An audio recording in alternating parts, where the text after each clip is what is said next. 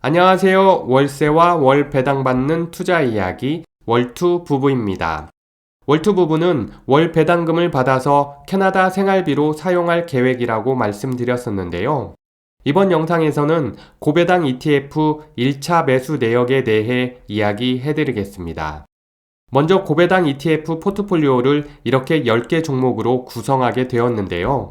ETF 자체가 분산된 개념이고 각 ETF의 투자 성격이 크게 겹치지 않는 10개 종목을 선정한 것입니다. 모두 월 배당을 지급하기 때문에 매월 고르게 배당금을 받아서 캐나다 생활비를 사용할 계획이고요. 그런데 고배당 ETF 포트폴리오 중 교체한 종목이 하나 생겼습니다. QYLD ETF를 NUSI ETF로 교체하게 되었는데요. 두 ETF 모두 장단점이 있어서 1차 매수 직전까지 많은 고민을 했었고 결국 NUSI를 선택하게 되었습니다. 월투 부부는 보수적인 투자 성향이고 버는 것보다 잃지 않는 것을 더 중요하게 생각하기 때문에 선택한 결정인데요. 어떤 이유가 있었는지 설명드려 보겠습니다. 먼저 QYLD와 NUSI를 비교했을 때 어떤 장단점이 있는지 살펴봤는데요. 배당률은 QYLD가 11.74%이고 NUSI는 7.43%여서 배당 수익률은 QYLD가 압도적으로 높습니다. 운용사 역시 QYLD의 글로벌 X가 NUSI의 소형 자산 운용사 네이션와이드보다 더 큰 운용사인 게 장점입니다. 운용 보수는 QYLD 0.6%, NUSI 0.68%여서 둘 다 비싸긴 하지만 QYLD가 좀 더 저렴하고요. 운용 자산도 QYLD가 3.39 빌리언 달러, NUSI는 202.34 밀리언 달러여서 QYLD가 비교할 수 없을 정도로 운용 자산이 큽니다. 이렇게 네 가지만 살펴보면 QYLD가 NUSI보다 훨씬 장점이 많은데요. 마지막 운용 전략 때문에 고민을 많이 하게 되었습니다. 운용 전략을 이해하기 위해서 먼저 콜 옵션과 풋 옵션을 알아야 되는데요.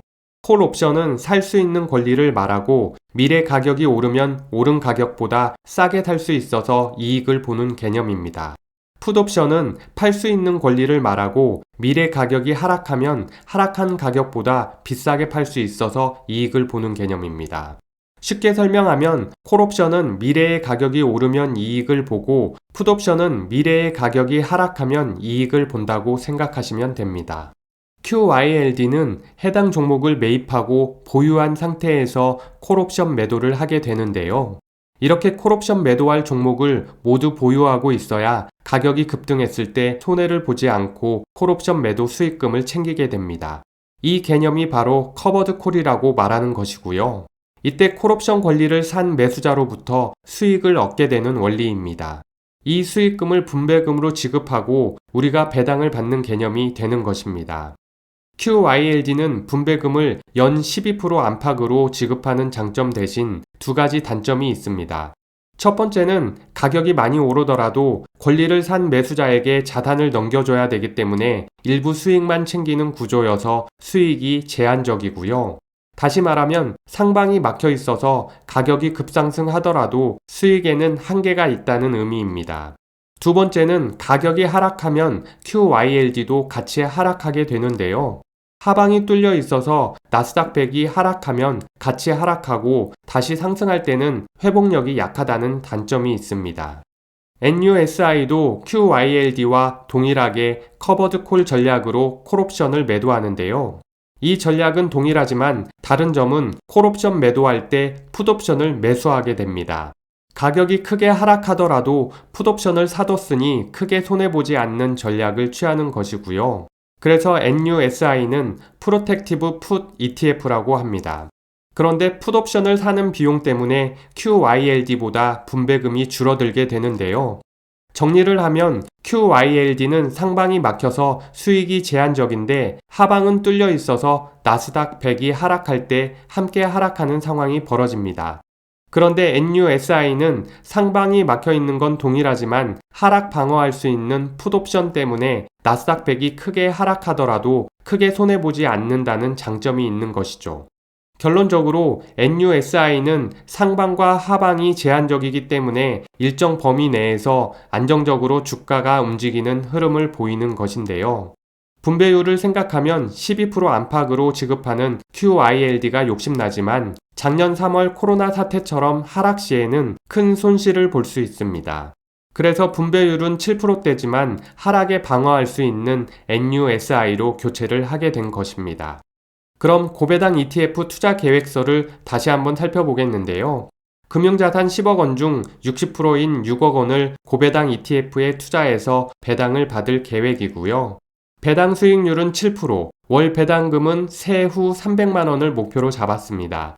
내년 중순경 캐나다로 출국할 계획이어서 매수는 그 이전까지 마무리 지을 계획이고 이번에 매수 비중 10%인 1차 매수를 완료하게 되었습니다.